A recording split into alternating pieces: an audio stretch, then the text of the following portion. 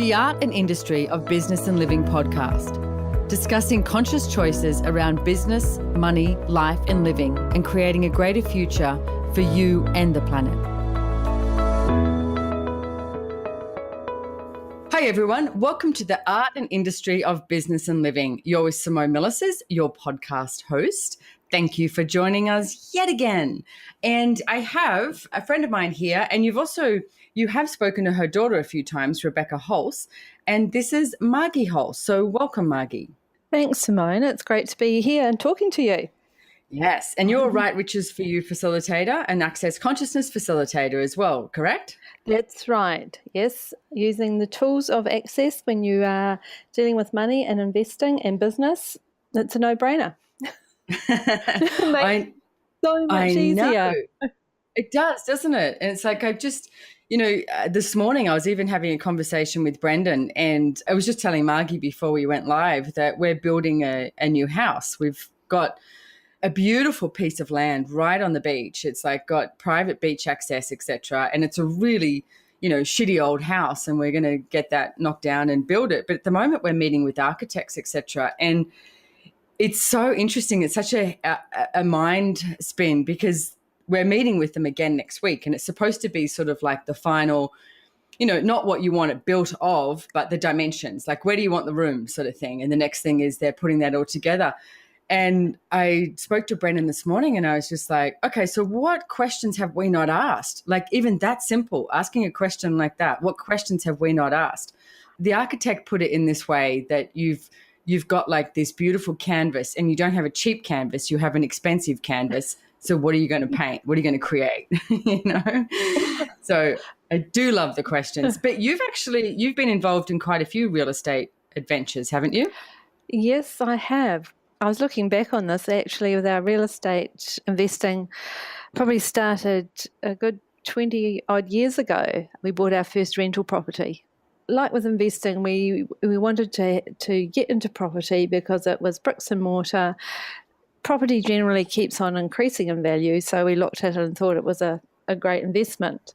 And our first investment was a friend of ours who was actually doing a development. And so we got a price off the plan, which was really great.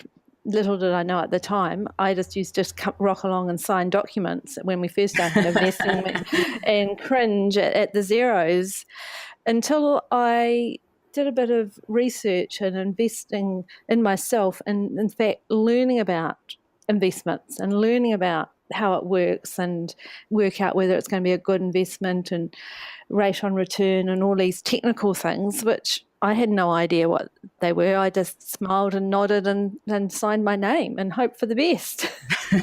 So that first property, Margie, where was it? It was in Christchurch. Yeah. Okay, so that's the city you live in, correct? That's the city I live in, yes. Okay, so you went with somewhere that was local. Can you tell me a bit more about that? Like, why did you choose somewhere local apart from somewhere that wasn't local?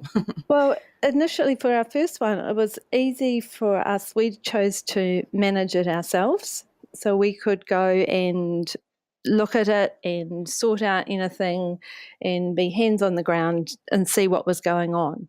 And that's great if you just have one property. So we did that, and it's something, unless you really are a handy person and keen on doing that sort of thing, I wouldn't actually recommend it. I now have all my properties managed so that no one's going to ring me at 11 o'clock at night and say, my toilet's blocked. What do you need to come and fix it. You're like, ring the owners, ring the real estate. No. Yeah. So from that point of view, we chose local. And also we had a good idea of the areas and what regions of the city were going to grow in value, where new building was going on, where people were wanting to live. So we did all that sort of traditional good research when we bought our first property. So it's sort of like, using what you know to your advantage as well. I mean, I see so many things in life, Margie, and in business, people, think that they, have to work it out or make it hard. I mean, we've done the same thing. We've actually bought properties up in the Sunshine Coast in Australia, and that's where we live. we spoke to a mortgage broker about some properties in Sydney and Melbourne, and it would be through someone else. And yes, we'd have to get property manager. We have a property manager up here too, though, because we travel so much. We don't want to be the one being called. I mean, someone the other day was playing ball in our house and broke the TV in one of our houses in Noosa. But we didn't have to go and do anything about it. Somebody else did. So that was good.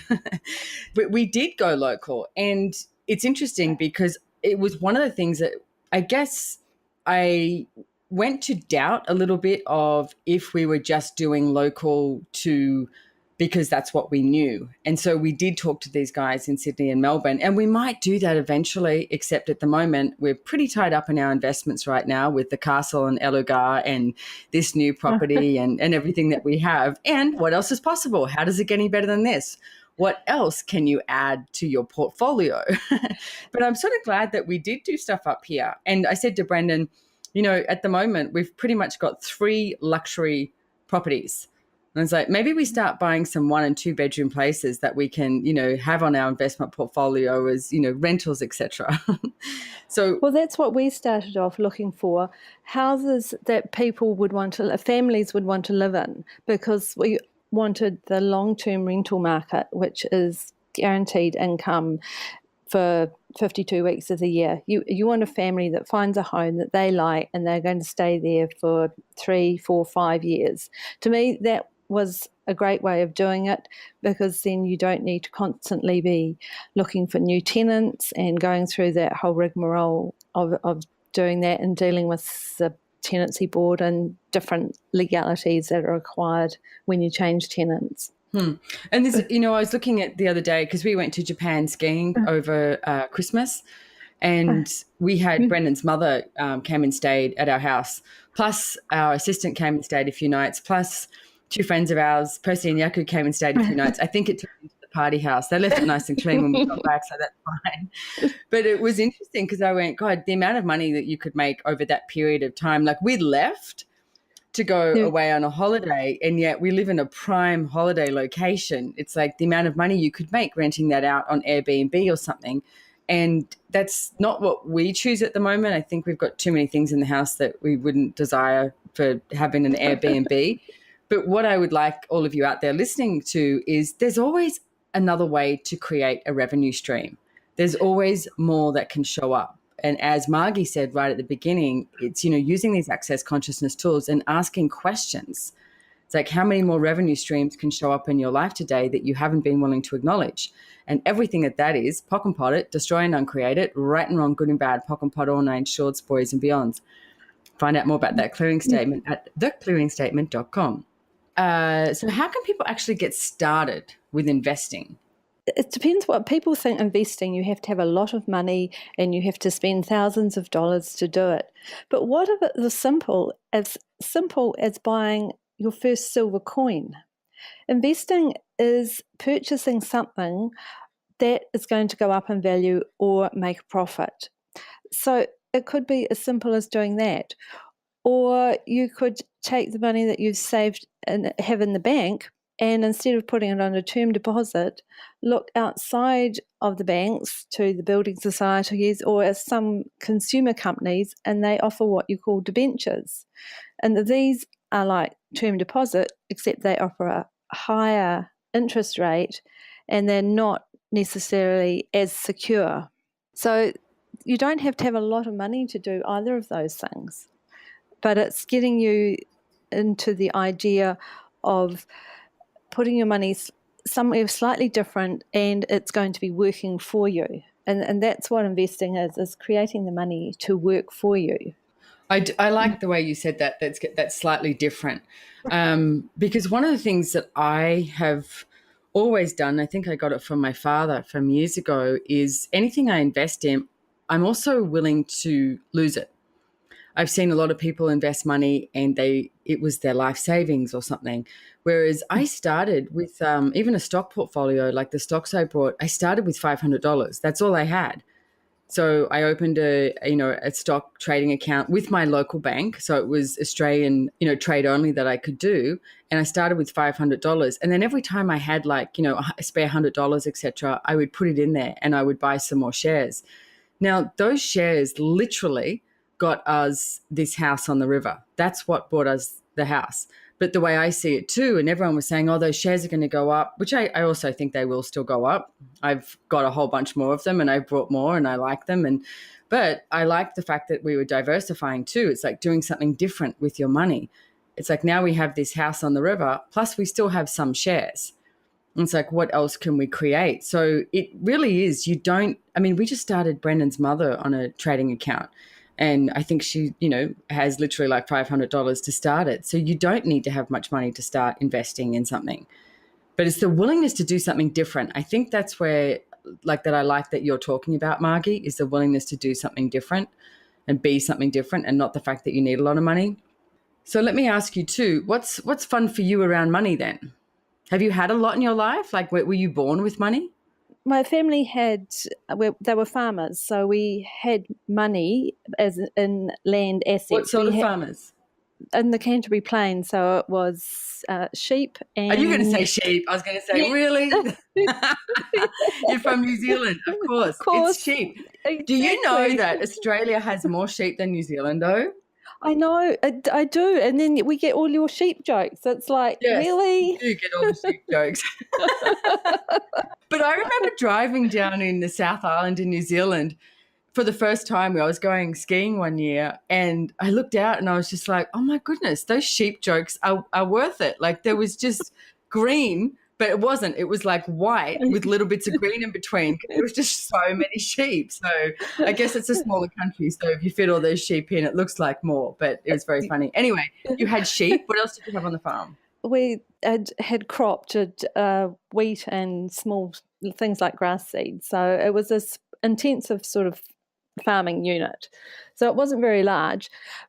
And it was a case of, in order to, when I grew up, we all had to go out and help. So I learned how to drive tractors and work some of the machinery and deal with the sheep. Not that was the part that I liked least, but but it was education around what made a business work, because that was our business, that the farm was our business. And it was, what else can we try that's different? So there will be a different way of doing things. Like, my mother was right into organics, and so she put a paddock and farmed it the organic way, just to see how it would work and what that produced and what that created for us. So we've always tried to try different things and see what would show up and what we could create from it. So did you get that sort of point of view about the fun with money from them, or did you create that yourself? Or tell me more about that. Definitely not from them. My father was of the viewpoint that you don't spend money on anything frivolous, or money is hard to come by, because both my parents went through the Depression. So it was a completely different attitude towards money.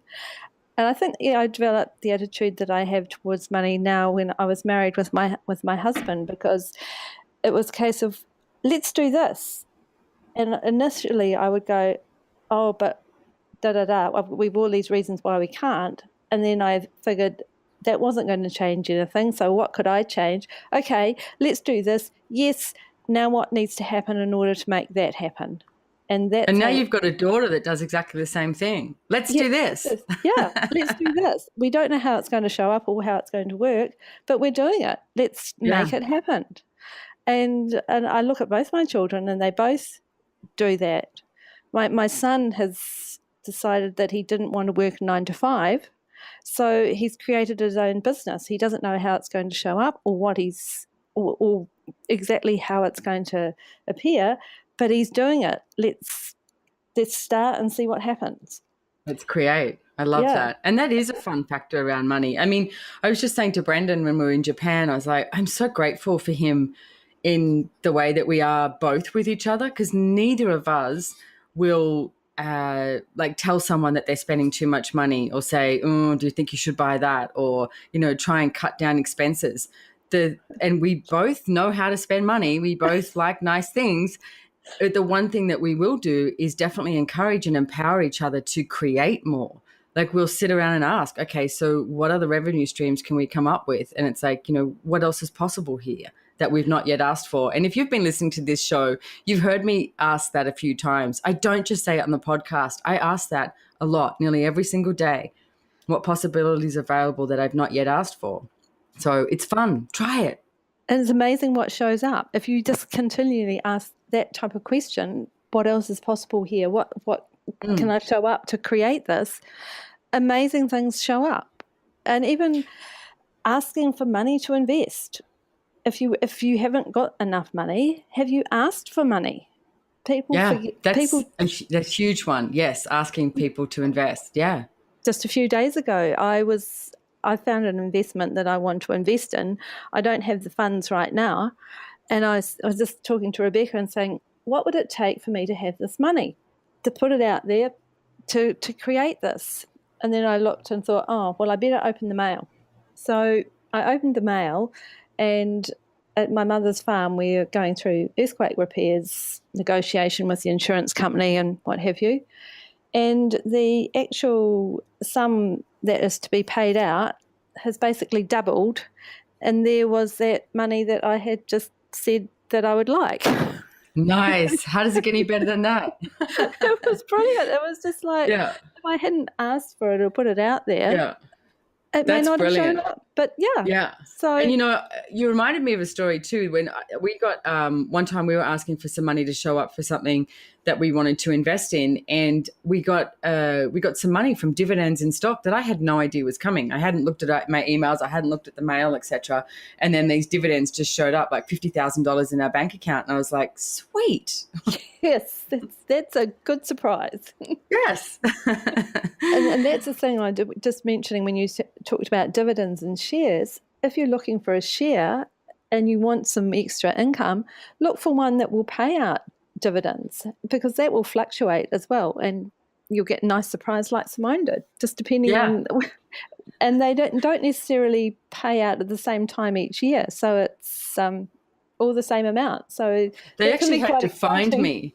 There's 3 brothers who own this company, and I got an email from one of them saying, he Googled me and said, are you Simone Milasas that owns, X amount of shares in our company?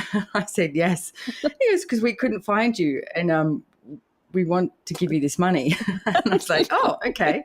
I was quite chuffed that they went to that much trouble. But apparently at that stage, I think I was the 5th largest owner of the shares in that company. Not now, because we have a river house, but, hey, good times. But that's just it. Shares and term deposits and debentures and things can create, you can sort of start out putting small pieces in these different things, and then who knows, it's just like you, Simone, you will have enough to be able to go out and buy property all of a sudden without even realising it, because of the dividends, because of the rental, because of the capital gain on the shares and the property, well, the shares mainly. That it will show up, and all of a sudden you will find that you actually have more wealth and more money than you thought you had. I like that. So everything that doesn't allow that to show up for you and me more, and everybody listening, see, you're the lucky ones if you're listening to this podcast, because we're doing this clearing for you. Everything that doesn't allow more wealth to show up in your life than you've ever imagined beyond this reality where you destroy and uncreate it, times a godzillion, right and wrong, good and bad, pock and pot, all nine, shorts, boys and beyonds. And the one thing is, I'd like you not to go to the how, because everything that we're talking about is not a how. It's literally when you start asking questions and start educating yourself about how to increase your investments, how to increase your portfolios, or ask other people if they're, investing in something like Maggie. That's why I said, hey, can you come do a show with me? Because I had her on a previous show with Rebecca and somebody else. And I was like, ooh, I want to talk to Maggie more. What else does she know? So, but don't be afraid to ask people what they know, because most people are pretty happy to give you information about, what they've done and how they've done it. Like, stories, Steve and Chatissa Bowman, who have been on these podcasts as well. And please check out the podcast that we've done with them. They helped me and Brendan a lot. And we sat them down. We used to buy them dinner and champagne. We should do it again soon. And we would ask them questions, and they would sort of show us what they had created. And it helped too because they were Australian, because with the taxation system and all the, company laws and all things like that. So it was very helpful to talk to them about things like that. And they showed us everything about how they'd set all of their stuff up. So then we actually went and had a meeting with their accountant, who is now our accountant and is in Melbourne, and we're in the Sunshine Coast. So you don't need your accountant in the same city. And now we've increased so much. So I'm so grateful for that. But if we hadn't asked them questions, we wouldn't be where we are at today. So it's like, who can you ask questions today that you can receive from that would allow more to show up in your life with wealth, revenue, everything. And everything that is times a godzillion, we destroy and uncreate it. Right and wrong, good and bad, pock and pot, all nine, shorts, boys and beyonds. It's one of the key things that you mentioned there is find someone that can give you good tax advice, good legal advice, and ask people who is good in your area, in your country, and they don't have to be in your same geographic area like you, Simone. I mean, it does help, but it's not necessary. I mean, no. My accountant is here and they are great. They will ring me up and say, hey, Maggie, I've had this idea that you could do this, this and this. And I go, wow, thank you. That is really great. Or if I'm starting a new business, I'll bring them up and go, hey, I'm thinking about doing this, this and this. And they'll go, well, if you tweak that and do that and that, then that will work out better. And that actually saves you thousands of dollars down the track. And it's money well worth spent in the initial setup, how to structure things to work best for you and in your situation. And that I totally agree. Yeah, you're actually creating money from the money that you already have by doing that. No, totally.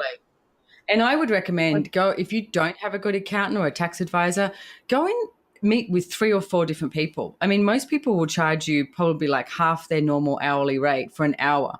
And there's a lot that you can talk about in an hour if you download them with what you've got currently set up and then ask them, what would you advise? What would you do here? And then the stuff that I call it like pings you, like you're like, ooh, that, and write it down and go see somebody else. I used to have the point of view that all accountants and lawyers knew everything. This was many, many years ago. And my father was an accountant and I adored him. So maybe that's why, I'm not sure. But until I realized, actually my dad said to me, Simone, you've outgrown me. He said, you're doing too much international business. You need to go find another accountant. So, which I was very grateful for. But it's interesting because each accountant and each lawyer does have different pieces of information, but you've got to work out what works for you. Exactly, because if you think your situation is the same as someone else's, but it's not, and just one piece of information can make such a difference about how you receive your income or how you spend it or structure it. And the thing is, they'll advise you also how to change things as businesses grow and what you're doing changes and develops over time as well. It's the other thing to remember that you need to constantly be making a change and looking what you're creating and how that is impacting and affecting what you've been doing up until now and what you need to put in place to keep moving it forward. Yeah, I totally agree. And it gets me so excited, Margie, talking about this. I was just thinking about we were at lunch recently with our accountant because she actually owns a holiday house up in Noosa, which is very it suits us fine because she goes, do you want me to come up? Sure. Indeed. So, yeah, but we went out to lunch and, I guess it's like a 2-hour lunch. You're paying for lunch, doing all of that. And there was this one thing that she said and I walked away and went, oh, that's just saved us probably about $250,000 in taxes with a different company. And I was so excited. But everything, 2 hours of chatting or maybe even more. And that one thing that came out, I was like, oh, but she needed to have the information of what we were doing and what we were creating to give us that one piece of information. And that's it. It could be one tiny little piece of information that will make all the difference about your tax situation or your company or what direction to take a business. And as Simone says, it's the pinging, it's the feeling that's the thing, that's what I need to listen to or look at. And the same around investing and things like that. If you get a ping to look at shares or look at fixed interest, I haven't looked at property for probably the last 6 to 9 months, but now I have just had a ping to go and start just keeping an eye on it and see what's happening here in Christchurch again. And it's like, oh, okay, just keep an eye out. Something will show up and follow the energy. Yeah. Ask one of the great Joy of Business questions. Where do I need to put my attention today? Yeah. Do my investments need it? Does my business need it? Should I be looking at property? Should I be looking at the share market? Should I be looking somewhere else? And try it out. I mean, like I at one stage, I mean, I deal with so many different countries and so many different currencies. So I thought, oh, currency trading. So it's just years ago when I was living in California, and I started looking at currency trading, and I signed up and looked at it and did this and played with it, and I was bored out of my mind. And I literally, but I asked myself questions and went, okay, so what is it about the currency trading and what is it about playing with stock portfolios? And for me, there was something about dealing with companies and I don't know, just knowing what they're creating and their choices and how that can affect, the stock, etc., and what's it doing. It excited me. So I was like, okay, let's do this. So it wasn't like cutting out currency trading completely, but I knew I didn't want to be the person sitting there doing currency trading, even though I can see the people I know who do currency trading, man, you can make a lot of money with that. If you're onto it and it clicks with you. And that's the secret. Does it click with you? Is it fun for you? To me, It's fun looking at property. I mean, it used to be a family outing. On Sundays, we'd go to the open homes and everybody had something to look at. And we still... No, I love real estate. Yeah, and I do too. I mean, I like shares. Currency trading, no, couldn't be bothered with that. Share trading options, no. But what is fun? What makes you light up and go, oh, look, let's look at this. Yeah. And then it's easy. Money follows joy. If you're having fun doing what you're doing, it's almost a no-brainer. But it makes it easy and it makes it light and you want to go and do it. And so that creates a whole lot more. So let's talk about risk profile. What's your risk profile? So a risk profile is how willing you are to basically lose the money. If you are risk adverse, then you would want to put your money in term deposits and debentures. If you're moderate to higher risk, you'd probably do shares and property. If you're a really high risk profile, would be putting it in speculative adventures, new startups, new products, that type of thing. So depending on where you sit on that sort of line is how you spread your investments. It's not that you put all of them at high risk investments and none at the term deposit low risk end. The idea is that you balance your portfolio across all those areas, companies and those areas, so you have a balance. So you have something fixed interest, term deposits, debentures, bank bonds that are lower interest rate, but they're not going to go away. They're just going to sit there. Then you've got shares, which are slightly more volatile. You can make, depending on what shares you choose as well, you can create huge income with high speculative stocks, or you can sit with the more traditional stocks and create slow but steady capital gain.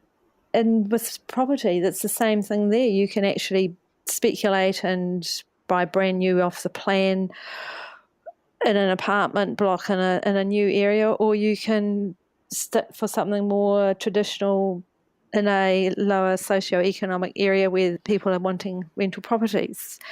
So it's just about how you balance your portfolio and your investments across all those areas according to how concerned you are about losing the money or the return on the money. And, the one thing that I'd like to add to that too, Margie, is ask questions and don't go to conclusion, because I know people who hate buying off the plan, and yet I had some friends of mine who bought an apartment off the plan in Brisbane, and all they had to spend was $5,000. It was like $5,000, and that was the first year up. That's all they had to spend. But now it's the main place that they live in, but it's worth so much more than what, they were guesstimating that it would be worth. And then the other thing is, my brother at one stage, because I like penny stocks. I think penny stocks are fun.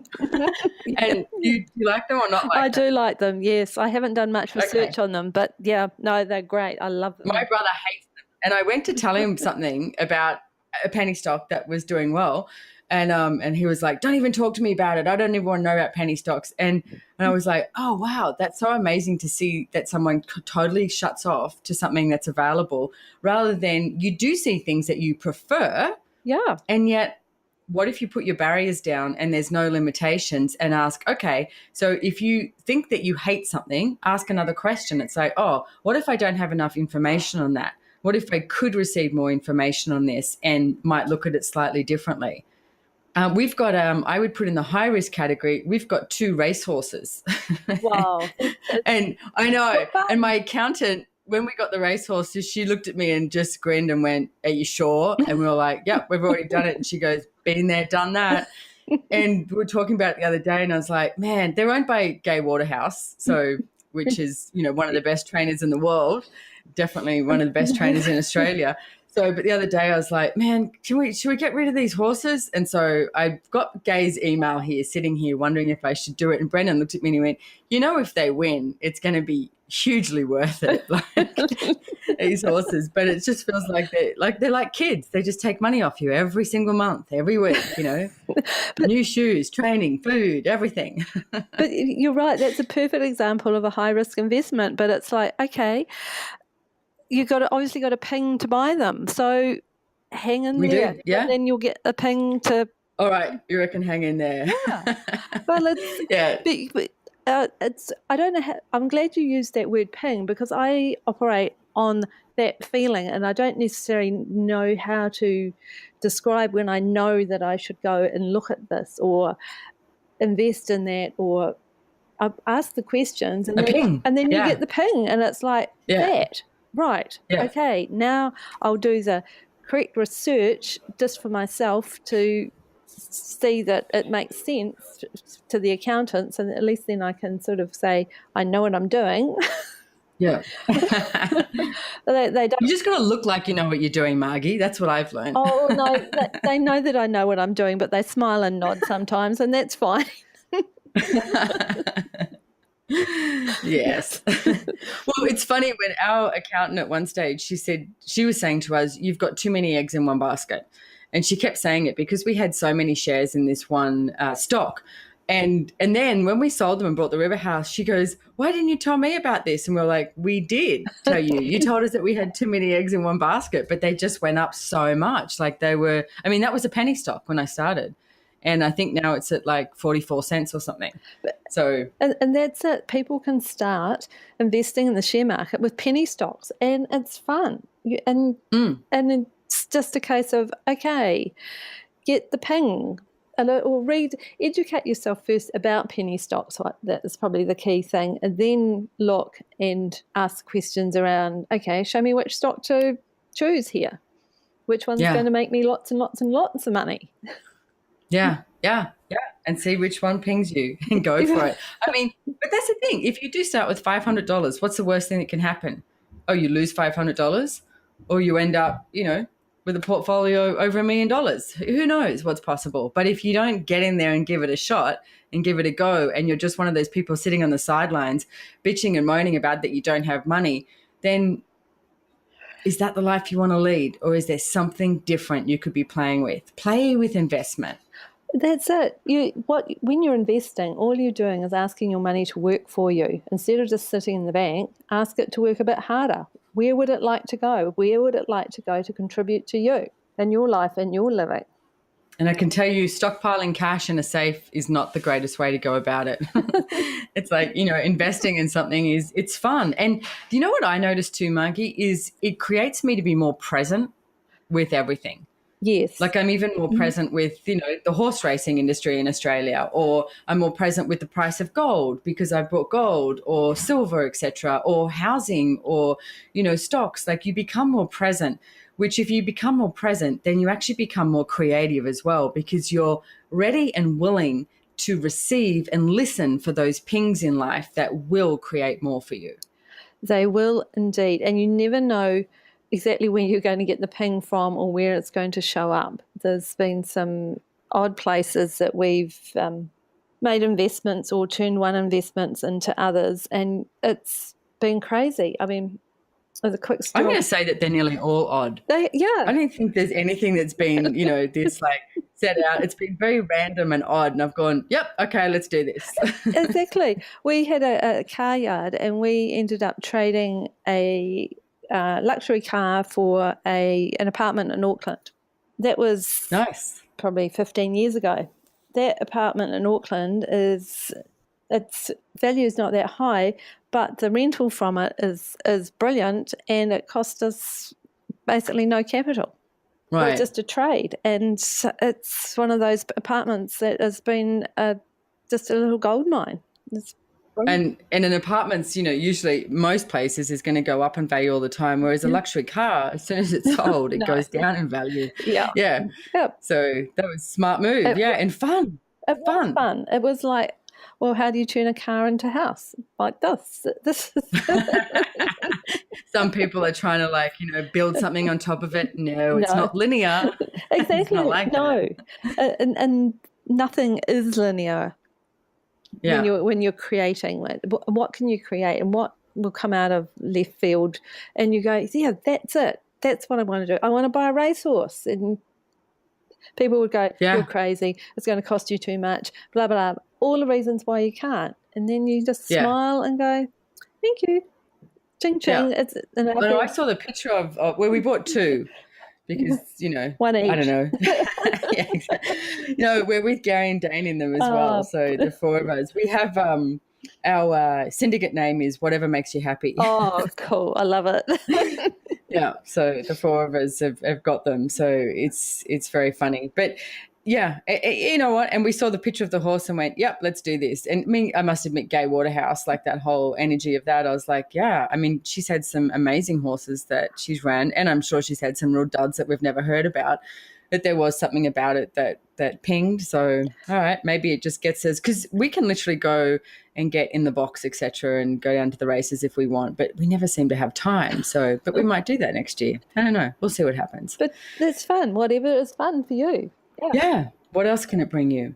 So, hey, I want to just ask you one more last question here before we call it a day, but I've loved talking to you, is with all of this investing, because, sometimes I get that it sort of has this perception of like, oh my God, that's too much. Like you mentioned, at the point you got to with real estate, that you got a property manager.